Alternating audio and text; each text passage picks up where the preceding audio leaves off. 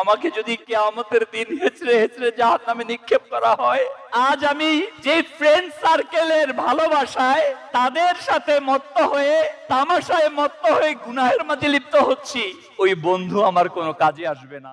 অপরাধীদেরকে জাহান্নামের দিকে নিয়ে যাওয়া হবে। আমি কি নেককার হতে পেরেছি? আমি কি আল্লাহ তাআলার কাছে প্রিয় হতে পেরেছি? আমি তো নামাজকে কাজাকারি, আমি তো মাযাল্লাহ, আমার দ্বারা তো বেহায়াপনা হয়ে যায়, আমার দ্বারা তো গীবত হয়ে যায়, আমার দ্বারা তো চুগলখড়ি হয়ে যায়।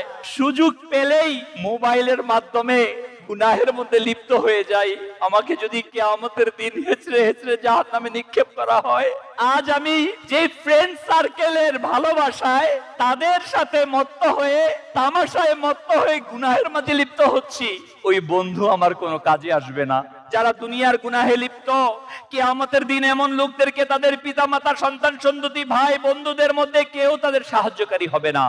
এরূপ দুর্ভাগাদেরকে টেনে হিচড়ে জাহান্নামে নিক্ষেপ করে দেয়া হবে। এরূপ ক্রিমিনালদেরকে, অপরাধীদেরকে যদি ঈমানের সহিত মৃত্যু না হয়, তবে তাদের ঠিকানা সর্বদা দুজক বানিয়ে দেয়া হবে।